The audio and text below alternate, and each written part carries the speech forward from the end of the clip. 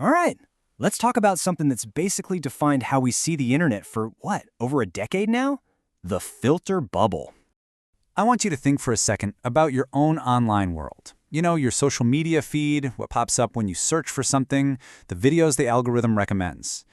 Is it a window out into the big wide world, or is it more like a mirror, just showing you what you already think? Well, the answer is way more surprising than you might think. See, what started out as this super powerful idea about our digital lives, it's now running up against some brand new evidence that kind of turns the whole thing on its head. So yeah, let's get into it. Okay, so first things first, let's get on the same page about the original concept. What exactly is this personal internet universe we're all supposedly living in? So you got to go back to 2010.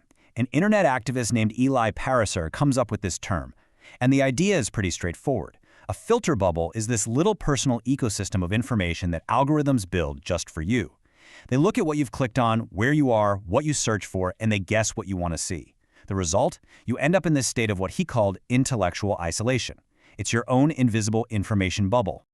But how is this bubble even built? I mean, it doesn't just happen by accident, right? Nope. There's a real method to the madness, a process these algorithms use to tailor-make a world for every single one of us. Pariser actually broke it down into 3 simple steps. First, the platforms are just watching. They're figuring out who you are based on everything you do. What you click, who your friends are, the articles you spend time on. They're basically building a digital profile of you.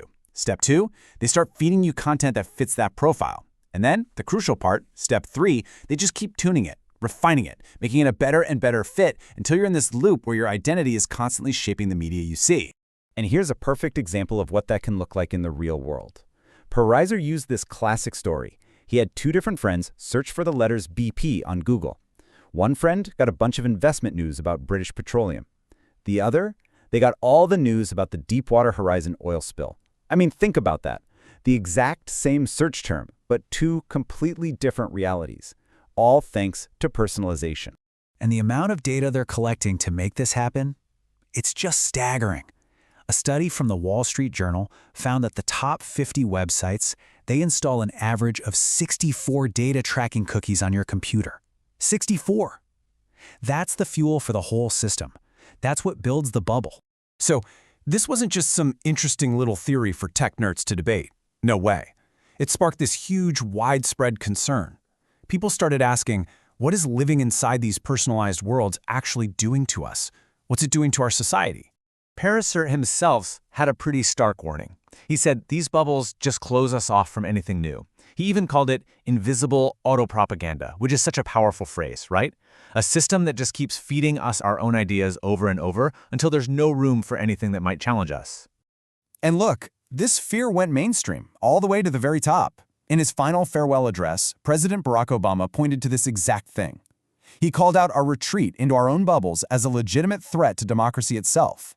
So when you boil it all down, the big fear was this, that these bubbles were going to destroy our ability to talk to each other, make us super vulnerable to propaganda, and basically just shatter any sense of a shared reality. I mean, that's a pretty terrifying picture, right? And for years, that was the story everyone told. But what if it's not the whole story? Because recently, a truly massive new study decided to put this whole filter bubble theory to the ultimate test. Okay, just picture this. Imagine you could reach into thousands of people's social media feeds, right in the middle of one of the most heated elections in recent memory, and you could actually change what they saw? Well, that's literally what these researchers did. This study, which was published in the journal Nature, was absolutely enormous. We're talking more than 23,000 Facebook users, right during the 2020 election. And for 3 whole months, the scientists tweaked the algorithm for one group to reduce the amount of like-minded content they saw by about 1/3. The goal was super clear. If the filter bubble is what makes us polarized, then shrinking that bubble should make us less polarized. Makes sense, right? So before they even started the experiment, the researchers took a snapshot of what an average feed looked like. And what they found was that, yeah, a little over half the content came from sources that agreed with the user's views. So it's definitely there. But look closer. It wasn't a total echo chamber. Almost 15% of the content was from what they called cross-cutting sources. You know, the other side's point of view. Okay, and here it is, the big reveal. After 3 months of messing with the information diets of thousands and thousands of people, what was the effect on their political polarization? It was 0. Absolutely nothing. No change. At all. It was a flat line. So a result like that, it forces us to draw a really, really important line. There's the filter bubble, which, remember, is what the algorithm creates for you. It's kind of passive.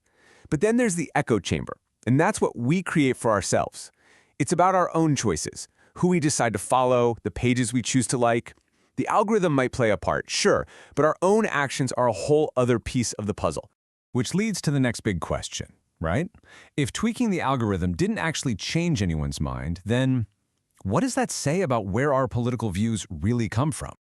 Well, the researchers came to this pretty powerful conclusion. Maybe, just maybe, we've had the cause and effect totally backward this whole time. What if social media isn't creating these deep divisions and tribal identities? What if it's just a mirror, reflecting the beliefs and identities we already have? And that brings us right back to where we started.